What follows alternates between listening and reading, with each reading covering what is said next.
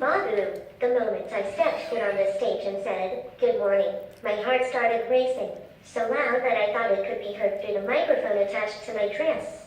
Onomatopoeia for the noise, like the way the noise the heart makes. Okay.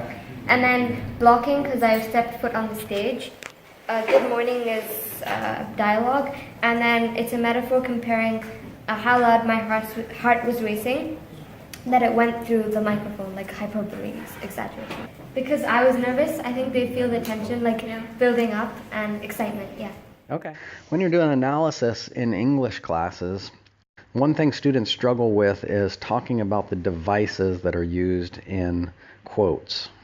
And so what I have them do is write a short story. That's the best way for students to learn how this works, I find. Because when they write a story, they actually think about all these devices, and then they can identify them better when they're doing analysis. That was the basic idea of the project, to have the robot tell a story, and in that story use a line that they could describe as a compound proof and identify all the different devices that were in it.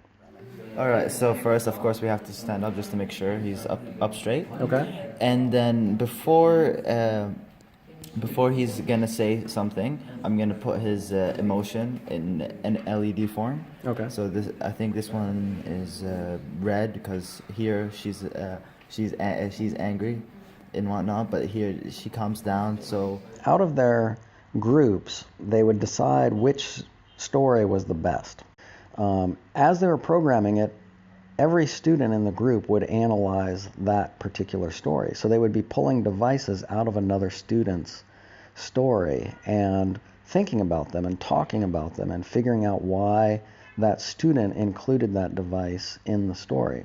And that's really fascinating because the students realize that their own writing is as complex really as an author's. And then they also would go in and they would amplify up a section. They would add extra elements of fiction in. And that improves the students' writing. It makes their writing much richer, and it allows them to express their ideas much clearer.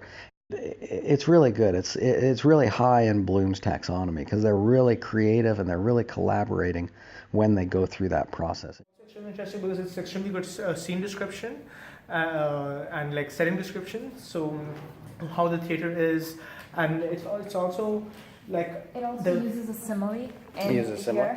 Yeah, and if you continue to read the story, the drapes are like a symbol. Okay. If you continue to read, so basically, the drapes kind of represent my kind of like my thought before, my beliefs before. Okay. And kind of if you continue, it talks about like the drapes ripping like with her force and everything. So kind of, there's a change in the way I think about history and about like ballet. Okay, nice. Yeah. So this was your story that got moved onto the robot. Okay, Mm-hmm. very nice. What did you think of the pirouette? It was okay, I guess. It was okay. Yeah. It's not really accurate, but I mean it's good for a robot. It's a representation. Yeah. Okay, nice. So it was differentiated as well. The groups that were really performing at a higher level had already written the story and had the time to go in and think about how they could make a robot represent what was important about their story. And the students who did not, successfully program anything into the robot got to see how other students did it, and they got to listen also to how they analyzed the compound proofs and what they were pulling out of the compound proofs. So it was great for everybody. All students got to function and learn at their level.